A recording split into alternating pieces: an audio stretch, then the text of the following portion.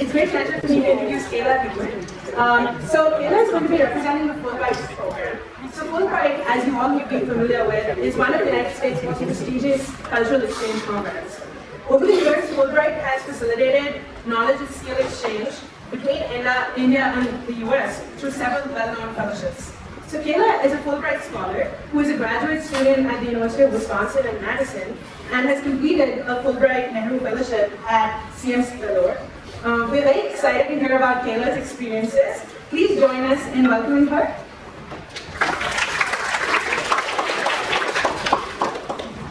All right, well, thank you so much for that introduction. Good morning, everyone. I just want to start off by saying some thank yous to the committee for asking me to speak today. I am just freshly back from India. About a month ago, I arrived back, and I am so honored to already begin to share my experiences while I was abroad. So particularly I really India, who have supported me for a long time and have supported countless other students in their interest for global partnership and research. So I just want to start off by acknowledging those things. But this is my first time here at Thyroid, so I'm really excited to be joining all of you today and also honored to be speaking in front of you. So a little bit about myself. As mentioned, I graduated from the University of Wisconsin-Madison with biomedical engineering. But more recently, I completed a Fulbright Fellowship to CMC Vellore in Tamil Nadu, India. While I would love to expand upon that project in particular, I'll save that for the poster pitch this afternoon. You can come visit my poster this afternoon as well. I would love to expand in more detail, specifically what I did there, but what I've been asked to do this morning instead is to present to you a little bit more of an in-depth understanding of what Fulbright is and what kind of opportunities are available for either U.S. citizen students here looking to go to India, or perhaps Indian students looking to come here to the United States to engage with academic institutions, think tanks, that kind of thing. So I'd just like to begin by asking a question and just maybe clearing up any ambiguity that you might have about what the Fulbright Nehru program is. You'll see Nehru as the second word in the title of the program, which indicates that in fact back in 2009, the Indian government acknowledged how productive and how valuable the Fulbright program was being in India, such that they match dollar for dollar now as a joint program to fund students going over to India. So what is it? It's a cultural exchange program jointly funded by the U.S. and Indian governments, so Department of State in the U.S. and USIDF, U.S. Indian Education Foundation, that offers scholarships and grants to study, conduct research, teach, or encourage students and scholars, teachers, professionals, scientists, and artists to travel abroad. So from the U.S. to go most other countries in the world.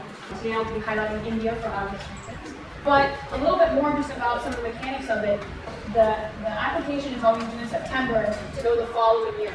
So that's a pretty big time between when you're actually going to be going and when you apply. A lot of people are a little bit taken aback by that. But yeah, due in a week is for beginning in August 2020 for that year.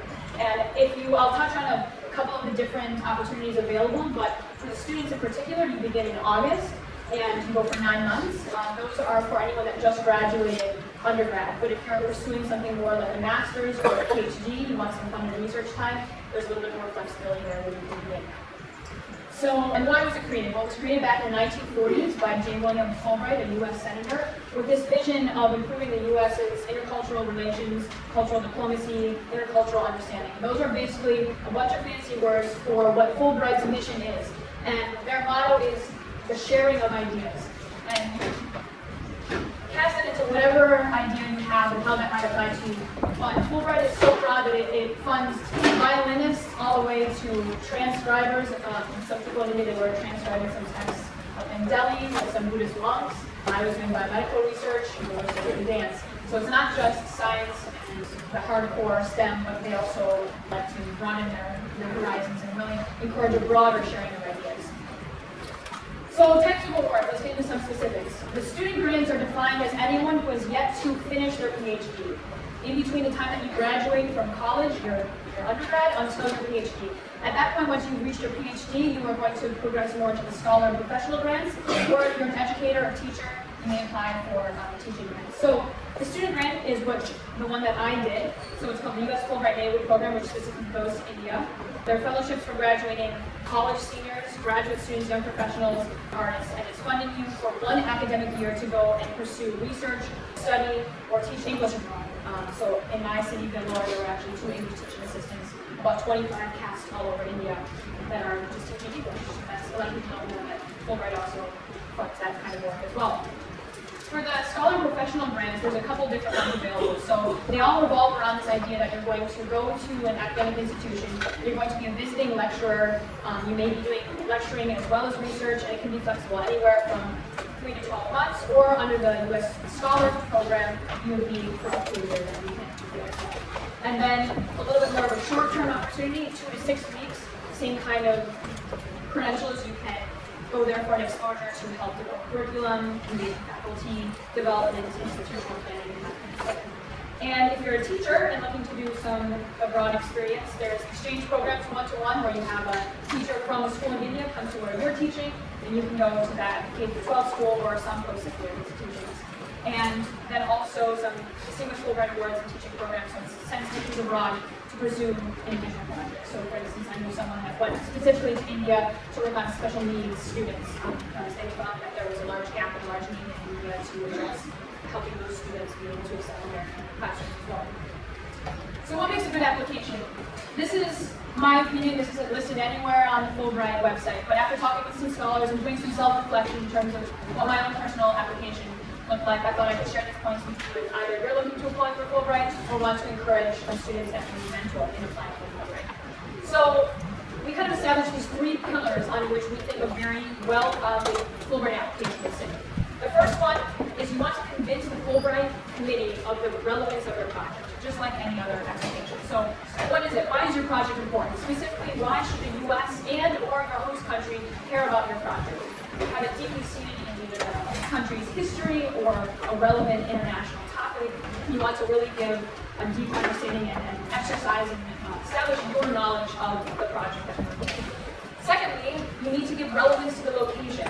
So why is it that you have to go to that country? If you're studying the Zika virus, why do you have to go to Brazil to study that? Why can't you just get some strains sent to you and do it in your own laboratory? Is it that there's a certain professor that you want to collaborate with? Is there an event that's going to happen in that country that you want to attend? Maybe there's some archives that you want to have direct access to, or an institution that you want to either study at or be a part of a lab. So you need to give relevance. Why do they need to fly you all the way over there and pay for you to live in that country rather than just have international collaboration? And last but not least, why you? Why should you decide? It might be all well and great, your project's very relevant and needs to be done in that country, but you need to explain to them why you have the necessary credentials and that qualifies you to do this work. So I'm going to expand upon it a little bit more in the details of the application. For instance, for me, I talked about the fact that I first was an SFO scholar in 2016. After the summer after my junior year in college, I traveled to the Indian Institute of Science in Bangalore, and that's where I picked up my project that became my Fulbright work. And so, for me, I strategically chose my letters of recommendation to be from my Indian mentor, from other collaborators at the University of Wisconsin-Madison that could really paint this picture on why I uniquely was qualified to operate in this environment in India doing this work. So and then in addition, how do you plan to engage with your community? I have a couple extra slides that I pulled up during the break that I thought would help to convey this point. So before I explain this, Fulbright is all about, like I had said, the sharing of ideas. And they're not narrow-minded in terms of what academic or what research ideas are we going to be changing, but instead they really see it as this cultural exchange, like I had previously mentioned. So in your application, they actually encourage you, they want to know in what ways are you going to engage with your community outside of your work. And so specifically in my application, I talked about my love of ultimate frisbee. And during my first visit to India, in Bangalore at IISc, I found a team on the very first day. They were a brand new team, like less than a year old. And ultimate frisbee, for my hometown, Madison, Wisconsin, is a huge community. It's very social, a lot's going on. It's been around in the US for almost 40 years. In India, it's a brand new sport, less than 10 years old. And actually, this past fall was the first national tournament that India held, which I got to be a part of. And so in my application, I said, if I show up to Bangalore, there's no team, I'm going to build one, and I'm going to engage and get people using sports to build a sense of community. And so these are just 2 pictures from that national tournament that I mentioned. So the first round of it was in September, and we had tournaments every weekend, almost every other weekend or so until February. So these are just 2 of the pictures. In Chennai was the sectional tournament. There were about 16 top teams from South India. And then the championship round of the tournament, which my team progressed to, was in Ahmedabad, in India. And while playing at that national level, I got to meet a lot of other players at the national level that I became friends with, and actually ended up meeting up with later on. So I got asked if I would play for India at a tournament in Amsterdam. So this June, I flew to Amsterdam and I met, our team name was called Masala Chai, and we were a mix of players from all over India, masala being a mix of spices, a mix of something, so we were from north, south, east, west, people from Delhi and Goa and all over the place. And so we had a couple of practice sessions together. We were in, we went to Pondicherry and we were in Oroville. We had fun that weekend. And Chennai, Bangalore, Hyderabad. I mean, I went all over India in pursuit of this hobby that I have. And so Fulbright loved that. They wanted pictures, they wanted to hear, they wanted to know how my team was doing. And so find something that you feel you can convey in your application that you're passionate about here at home, but that you feel like if you can find a community in India and build that up, it's going to add this whole other arm, this whole other element, another sharing of ideas that Fulbright loves to hear. And another thing that I mentioned in my application was wanting to share my story. So I created a YouTube blog called Banana Blog, and the reason for that is my name is Kayla. Any of you don't speak Hindi, Kayla's a banana. The joke didn't quite work in Bangalore. People primarily speak Tamil there, so I had to explain the joke a bit more. But Banana Blog is where I would share on a weekly or semi-weekly basis just what was going on. So the top one that I have there listed is just an update about my Frisbee team and what I'm doing there. And then my first one was that I was only paying 4,500 rupees for my room, in comparison to Madison where I'm paying $400 or $500 for my room a month. And then just other things I did, going to a Hindu wedding. Pictured in that little thumbnail down there is my friend Hannah Leiter, who was also a SNBO scholar the previous year to me. She's also on Fulbright, still there, wrapping up some work at Jodhpur College up in Rajasthan, a little town of Tilonia between Ajmer and Jaipur. So these kinds of things are what add depth to your application. Think of something that you're passionate about here at home, and talk about how you're going to engage your community while abroad. So how do I apply? While you're going to apply, one academic year prior to when you would like to go. And then some attributes of that application are, first of all, a personal statement. So Fulbright just wants to get a look at who you are, what you do. My personal statement was largely revolving around talking about my previous time in India, in particular how I had learned about this word God while I was in India, and how I had felt from a little girl I had just always used God in my fundamental problem solving. And here I show up to India and it's everywhere. It's on the street, it's in where we problem solve in our teams, and then I just felt like I resonated with the Indian culture on a very fundamental level when using God.